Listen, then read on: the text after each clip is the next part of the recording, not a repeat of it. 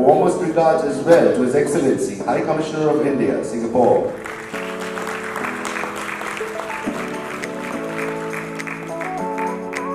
Mr. Javed Ashraf to remain on stage to give his keynote speech.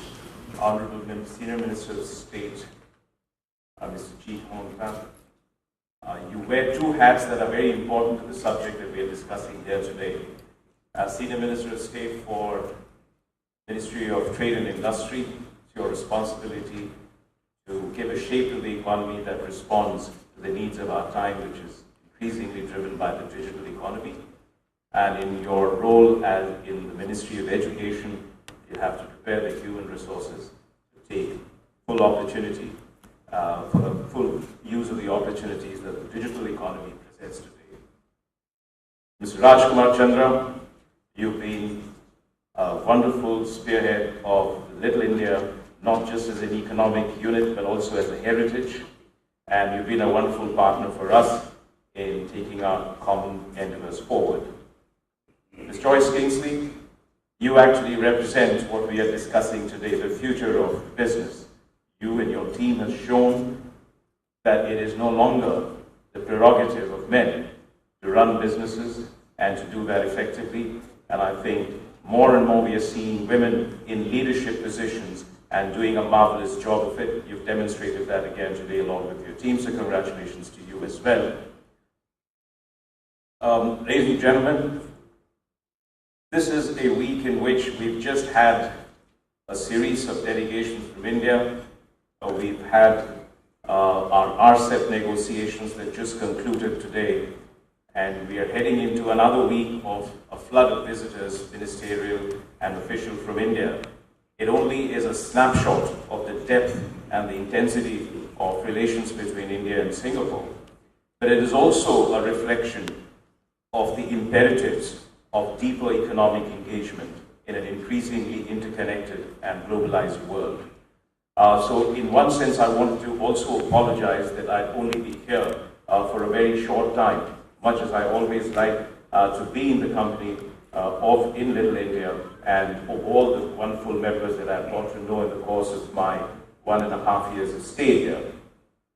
But coming to Little India is also very inspirational. At one level, as the Minister of State said, it reminds us of the magnificent multicultural diversity and harmony in Singapore. In a world, in a sense, it is a microcosm of the world. It is also a microcosm of India. There is no place in India where you can see all the festivals of India celebrated in one place with the quality, intensity, and sometimes the duration as you see in Singapore. In some sense, it is a window to heritage of India for anyone in Singapore and the rest of the world. But Little India also reminds us of something that we are here to discuss today. It tells us about connected histories of the time when the winds of monsoon and the tides of ocean nurtured centuries of links of commerce and trade between India and Southeast Asia. The first evidence of India's links to Southeast Asia goes back to 2.5 millennia in the artifacts that have been discovered through archaeological surveys in Indonesia. Here also in Singapore, our Prime Minister Shri Narendra Modi presented to His Excellency Prime Minister Lee Hsien Loong a replica of a Buddha Gupta stone, which is a 5th century stone which has a stupa engraved into it. And that was an act of gratitude by an Indian trader who had braved this long journey across the oceans and landed on the Malay Peninsula in the 5th century AD. And as a mark of gratitude to the divine forces that have been behind this successful journey, he made this little stupa, which of course then went and the British came to the Indian Museum in Kolkata. And it is just another magnificent reminder of those relationships. But that the ties of commerce also fostered relationships of culture, faith, and languages. And in Southeast Asia as in elsewhere, These were then assimilated into and blended with local culture to evolve into a unique identity and culture that is so much Singaporean and that is so much Southeast Asian. So in a sense, we have both enriched each other through these centuries of links. And it is also a reflection of the long-standing process of globalization that has been going on for centuries through its ebbs and flows. There was a time when, even though we have this historical evidence of trade and commerce between different parts of the world by sea or by land, they were still rather modest because there was a limit to how much you could transport goods from one part of the world to another, from one country to another, from one island to another. And it was only after the invention of the steamship, the Industrial Revolution, that we saw the first wave of globalization when production and consumption were decoupled. When it was possible to produce in one part of the world and transport those goods cheaply to another part of the world. And in a similar vein, it was possible to extract resources in distant lands to feed factories in motherlands. And that was also the genesis of the power of the colonies and colonization. And between the early 19th century to about 1910, 1914, we saw this relentless wave of globalization, which also had the consequence not just of strengthening colonization, but also of bringing about a greater divergence or gaps between mother countries and colonies, between developed countries and developing countries.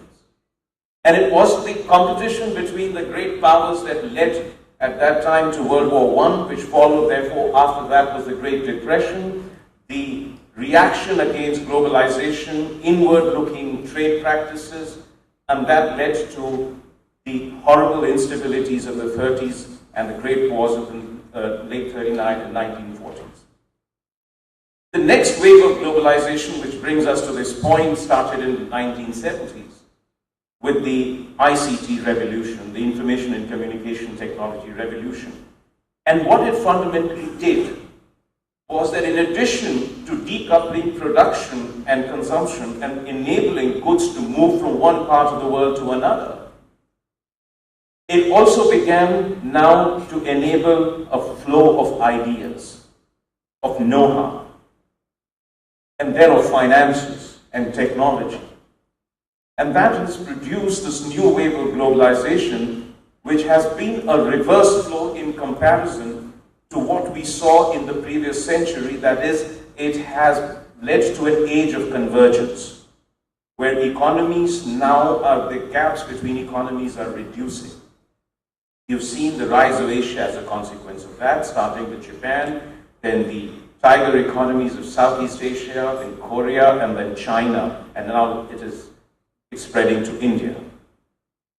And it is also the reason behind this current discontent with globalization in the West, because it has led to the reduction in the income gap. It has produced winners in some part of the world, losers in other. And it is important to understand, therefore, why this sentiment is so all-pervading in certain parts of the world. But it has other consequences too. It has, for the first time, made distance almost redundant, at least in terms of generating value. You're sitting anywhere in the world with a laptop, in a pub, in a cafe, you can come up with an idea that in a matter of a year or two can spread like a fire across the world. You've seen the rise of Facebook, WhatsApp, Twitter, and any other form of social media. It is hard to imagine that something that started just a decade ago now, if it were a country, would be the most populous country in the world, which is Facebook, and the most widely connected. But it has also created this incredible cycles of volatility and uncertainty and disruptions, that you may invest in something today that will become obsolete in the next 1 year. And this is the huge challenge for not just economies, but also for economies, for companies and for small businesses or large businesses. But what it has done is that it has, in a sense, integrated the world. Whether there are winners or losers, whether we go through periods of cyclical ups and downs, the volatility of currencies and financial markets, the disruptions of technology, but it has integrated us. We no longer speak of countries trading with each other. It is companies, it is businesses trading with each other. There are the seamless value chains that have developed across boundaries, across regions, across countries. And in some sense, the current sentiment that reflects in making countries great again, or in some sense, resisting this new tide, is not going to succeed. You can make a difference here, or you can make a difference in a small place. But this is the lessons of history, the force of technology, the tide of change is often irresistible. When you stand in its way, it sweeps you aside. When you can ride it, you can ride to prosperity. That is the difference now. We are entering a stage where value chains are cutting across boundaries. And therefore, this is one of the important imperatives when we speak of regional trading arrangements, as we are talking about us. It isn't just about my tariff versus your tariff. It is also about how we bring the economies together in a seamless linkage of trade and commerce, of investments, of flows of ideas, capital, goods, technology, and know-how. And that is the strategic imperative of agreements that we are talking about today. But as we are also now see, we are moving from an ownership-driven economy to a use-based economy, to a sharing economy. So Airbnb and Uber and Grab and so many other things which I'm still unfamiliar with and uncomfortable using, because we are still the products of asset-owning economies and lifestyles. So but that is the kind of change we are seeing. And now we are entering into the next phase when we will be decoupling movement of people. We have decoupled movement of goods from production and consumption. We have then brought about a new flow of ideas, technology, capital. And now we are entering a stage where we are talking about blockchain and artificial intelligence, big data, data analytics. We're talking about machine learning. And we have that bandwidth in technology today for large packets of data to move very quickly across boundaries. We couldn't do that even 10 years ago. And we can do that into the remotest villages, in the remotest parts of the world. And as Minister of State rightly pointed out, there may be unfounded, there may be fears about disruption of jobs, about elimination of jobs, but that is not the case. It's just that the character of jobs change. You think of the time when PCs came into our lives. That wasn't too far back. It was 70s and 80s, early 80s. I remember they used to put an air conditioner for a computer, not for humans. Because the computers were less susceptible to, all will remember that period. I mean, the millennial generation won't, and they won't believe it. But look at, the population of the world has increased, but has it really led to unemployment and joblessness? No, it hasn't. The United States is now at full employment, despite whatever the leadership says over there. It is, in fact, had to raise interest rates. You look at what it has done to the service industry in India, or what it has done to Singapore's competitiveness as the intermediary for the world in terms of trade, finance, goods, traffic, transportation, every aspect of this. So it is just that it changes. And I know that Singapore is looking ahead into the future when it's thinking about skills future. It knows that 30 to 40% of its jobs in 10 years, 15 years won't exist. So it's already preparing its citizens and the people for a future that is inevitable. And therefore, we are also entering that phase when automation will come in. But I tell you, I saw, we've seen some examples of automation. At the ASEAN ministerial meeting, there was an entrepreneur from Singapore who had a coffee machine that was run by a robot. And it was a very smart robot, because once I put the cup and I took the cup away, he stopped pouring coffee. because he could have the senses. Now, what was the difference? I had a long conversation with him. He said, I can dispense 200 cups of coffee in an hour with consistently the same quality. But I said, have you employed less? He says, no. It's just that the returns on my investment have increased. I made a huge capital investment. But he says, I'm sitting here. If I was doing this by myself, I would have dispensed 30 cups and I would have got irritated by the second hour. So it is also a question of what we prepare ourselves for. When we talk of assembly lines of manufacturing, let's say a car, would you need someone who uses a lathe machine or someone who uses 3D printing? So you might prepare a young worker for 3D printing rather than to turn a lathe machine. Because maybe that's where the future is going. So it's also a question of what you're preparing people for. And at the micro level, for businesses, there are three fundamental changes that have come about. One is that your reach is gone to a level you could never have imagined 10 years ago. You could be the smallest business in the world, but you can reach a supplier anywhere. You can make payments to anyone in the world at a fraction of a cost and at the ease that was unimaginable some years ago. So the reach has changed completely. And this is something we need to build. And later in the year, we are going to launch an SME Connect between Singapore, ASEAN, and India.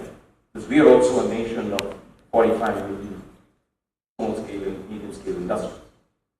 And the purpose is that we eventually want to reach a stage where you go online, you not only can place an order even for a handicraft person in Chennai or in Bengaluru or in Agra, but also be able to make payments to the person, track your delivery, and complete the entire transaction in one go. It just completely changes the game. The reach, and you have to believe that if any of the products in the world that you're so familiar with in our cell phones can spread like in hundreds of millions in a matter of a couple of years, you can do that with businesses as well. The second change, apart from reach, is that you are now able to do things you couldn't do. Which means that this new digital age and evolving globalization has produced new opportunities that didn't exist. And the most graphic example which I use is that there was a time if you went to an Indian village, you would find there would be 4 chaps repairing cycle puncture, tire puncture, right? Or repairing. But today you have 4 chaps repairing cell phones or charging cell phones, or providing a whole range of services around it. So the nature of businesses and the character of businesses are changing, not just in terms of services you can offer, and the startups today are doing things that somehow seem to tap into our deepest desires and deepest consciousness, but also in terms of products, because knowledge is getting embedded into products. The value of a product today is the knowledge that is embedded into it. And this is the reason why you no longer can speak of made in Singapore or made in Malaysia or made in Indonesia, because that thing has made in so components, idea, knowledge, made from so many countries. So this is the second change, is what you are now able to do. Just look around yourself and think of all the big companies today that didn't exist 20 years ago, and those that existed 20 years ago were the biggest stock market players, today don't exist. And that's the disruption that is taking place. But it's offered us a range of services. And the third, which is important to you, which Honorable Minister of States, the Senior Minister of State spoke so eloquently about, is that your processes have to change, and it can change. Which means there is no aspect of business today that is not influenced by or cannot be improved, revolutionized, changed by using digital technology. Whether it is in terms of understanding your customer, personalizing marketing. Today, if you search for anything on Google, all of you know you're bound to get an ad relating to that product. If you were searching for an air ticket, you're going to get a Singapore Airlines ad coming into your face. or if you are searching for a luggage, you will get something like that. So customization of money. You have the ability today to completely forecast with great accuracy your market, inventory management, raising finances peer-to-peer, and also through crowdsourcing. There are so many different opportunities where the cost of capital for a small business, which may be high when it goes to a traditional bank, can come down to a much lower level. And by the way, peer-to-peer lending, because of good algorithm, today has a better recovery rate than many of the banks in many parts of the world. And this is the mix. You are actually banking with an anonymous machine, but it is delivering you credit, and the algorithm has evaluated your credit worthiness so well that it knows that you're going to repay it. So in every aspect of the business, there is, in terms of tax payment, in terms of financial management, inventory management, production processes. I'll tell you something very interesting that is happening in India. In remote parts of the country, in rural Karnataka, for example, young people are opening shops without any inventory. They're simply putting a computer, and a person walks into a shop and says, I'm looking for a new cell phone. He takes him to the computer and says, which one do you want? And the person says, I need this one. He places an order, he takes payment up front. 2 days later, that cell phone is delivered there. Or a pair of Adidas shoes. Now, see the difference, what it has made. One, that person in a rural area can see all the products because he's got a cell phone in hand and he's able to see everything. But the shop, he doesn't have to go to Bangalore now, in a big city, to buy that product. He goes to his local shop in a small town of 10,000 people, even a village, and says, I want that. And the person is able to deliver it. Now, that shopkeeper doesn't have any inventory, doesn't carry inventory costs, doesn't have wastage, has a few items for display. Entry barriers have come down. Shopkeepers are not going to make losses and doesn't need a large space. That is the change that is coming about as a result. So it's really about imagination. There's one more thing that is particularly important. And you look at what artificial intelligence and blockchain will do for the integrity of the products that you buy. You can actually trace, without any doubt, the product from its origin to its end. So if someone says this is organic product, you know it is organic when you use blockchain. You can't say that if you simply went by the certification, especially from another country that might be going. You might be pretty.